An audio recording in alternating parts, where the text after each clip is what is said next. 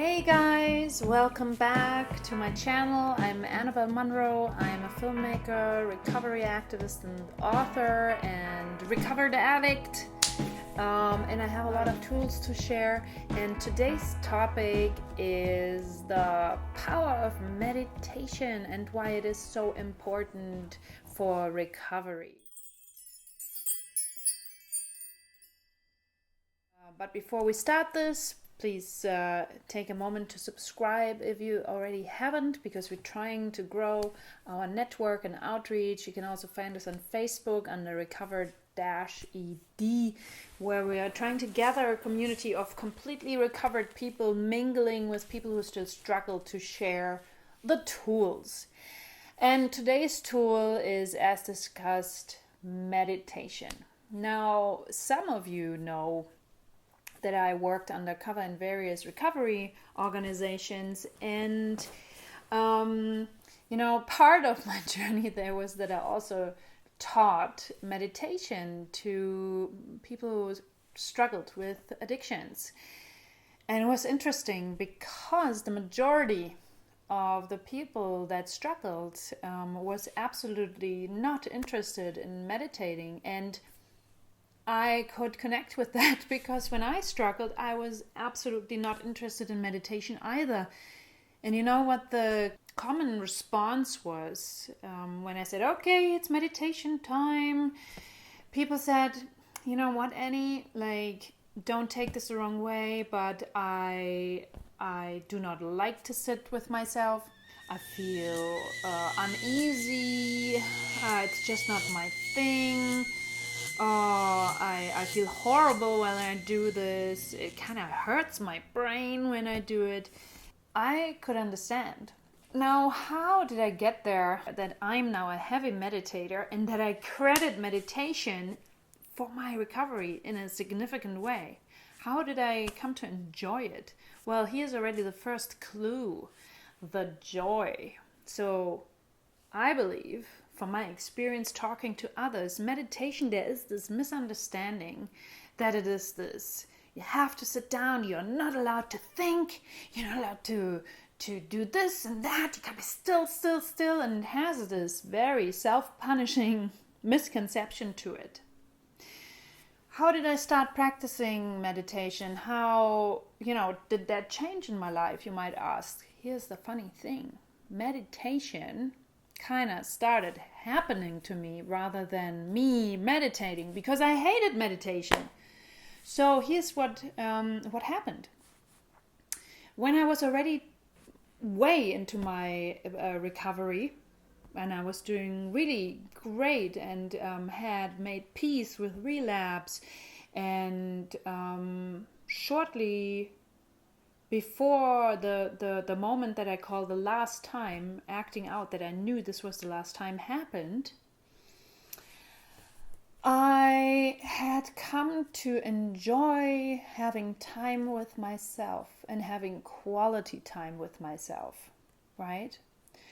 So as part of this, taking this time out with myself, I started allowing things, rituals in my life that make me feel relaxed and whole and comfortable.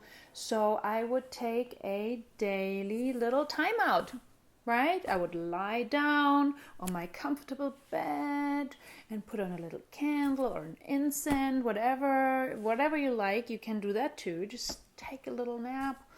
I wasn't napping most of the time. I was just lying there. And think, yeah, man, I'm enjoying to be lazy. This is a tricky one for people who struggle with addiction: the joy of doing nothing without feeling guilty, right? Because we think we wasted so much time on the addiction, so now we must achieve this and do that. So anyways, I took those little timeouts as a conscious, self-soothing tool. And one of those days when I was like, oh, I'm going to spend this comfy time with myself, I was just like daydreaming, and suddenly, I don't know, I drifted a little bit into a daydream, but it wasn't a daydream. And so it's like, wow, wow, what was that? And I tried to recreate this, you know, and I would fall asleep. And I was like, darn it, like, how, I don't want to fall asleep. I want to be awake during this time. And then I was like, oh my God, this is probably meditation. And that's why people sit up, and that's why they make a knot in their leg so they don't fall over. And this is how I experienced meditation, from the completely opposite end of the spectrum, as a time out with myself, quality time with myself that is comfortable and soothing, where I'm allowing myself to breathe and to be undisturbed by the noise. And what happened was meditation happened to me. And from then on, you know, I started to practice just a sitting down. And it's, when I meditate, I'm not listening to guided meditations. I am not praying any mantras or anything. I connect with the universe, with God. I believe in God, but you don't have to believe in God to meditate. If you connect to nature or whatever it is. So I open my heart.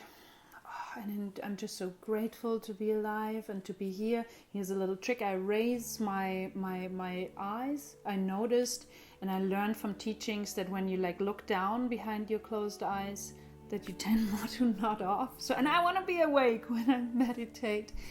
And it's just all the troubles in your life just fall off your shoulders when you deeply relax and feel you're one.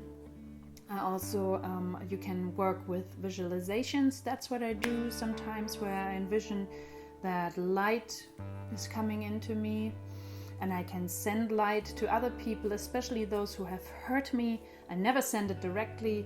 I send it via the ether to people that I think are a little bit in the dark zone, or people I love and care about. And this light